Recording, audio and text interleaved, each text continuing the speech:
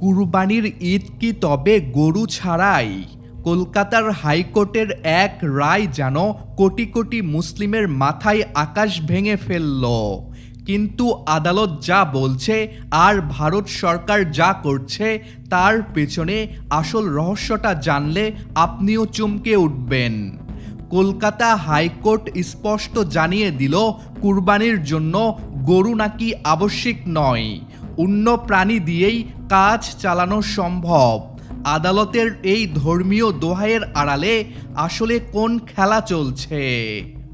একটু গভীরভাবে লক্ষ্য করলে দেখা যাবে এটি কোনো সাধারণ আইনি পর্যবেক্ষণ নয়।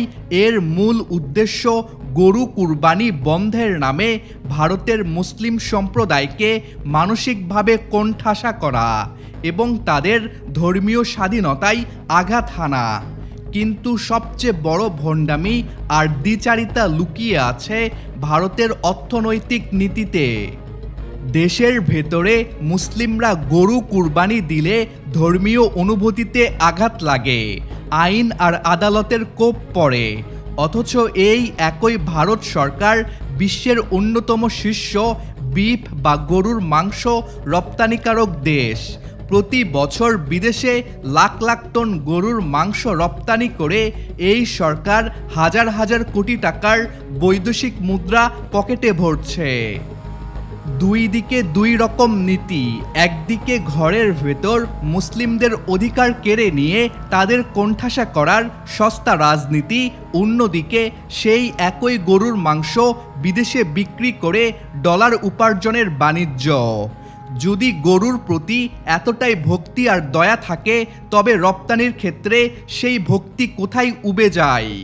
একটি ধর্মনিরপেক্ষ রাষ্ট্রে এই ধরনের দ্বিচারিতা এবং মুসলিমদের উপর ধর্মীয় চাপ প্রয়োগ সত্যিই করুণ এবং লজ্জাজনক।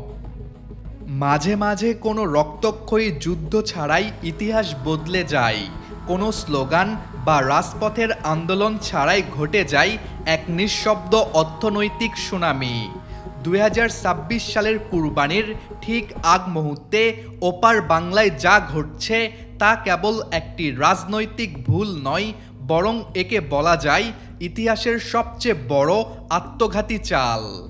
যে ধর্মের কার্ড খেলে, যে রাজনৈতিক সমীকরণ মিলিয়ে সীমান্ত ঘেঁষা রাজ্যটিতে ক্ষমতার ভিত শক্ত করতে চেয়েছিলেন হেভিওয়েট নেতা শুভেন্দু অধিকারী, আজ সেই দাবার চাল সম্পূর্ণ উল্টে গেছে।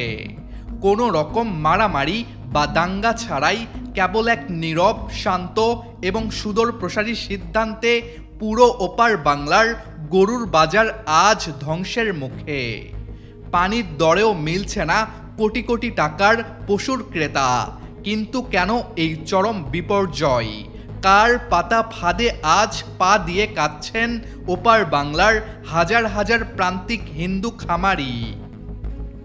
ঘটনার শেকড় লুকানো রয়েছে কুরবানির ঠিক আগের কিছু অদ্ভুত আইনি জটিলতায়।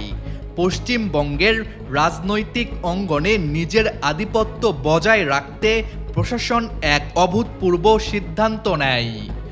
গবাদি পশু জবাই এবং পরিবহনের উপর এমন কিছু অলিখিত ও কঠিন নিষেধাজ্ঞা চাপানো হয় যা সাধারণ মানুষের কল্পনারও বাইরে ছিল।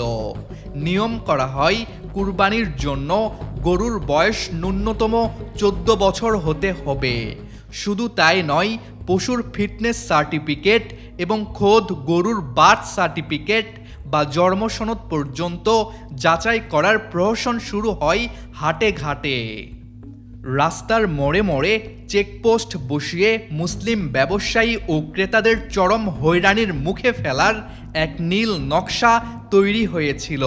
উদ্দেশ্য ছিল একটাই, ধর্মীয় আবেগে আঘাত হেনে নির্দিষ্ট একটি জনগোষ্ঠীকে কোণঠাসা করা। শুভেন্দু অধিকারী হয়তো ভেবেছিলেন এই চালে তার রাজনৈতিক উদ্দেশ্য সফল হবে।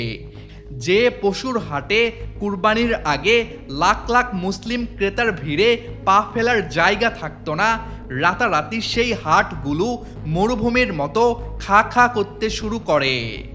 আর এই বয়কটের সবচেয়ে বড় ধাক্কাটি গিয়ে লাগলো কোথায় জানেন? শুভেন্দু অধিকারীর সেই চিরচেনা হিন্দু সমাজেই।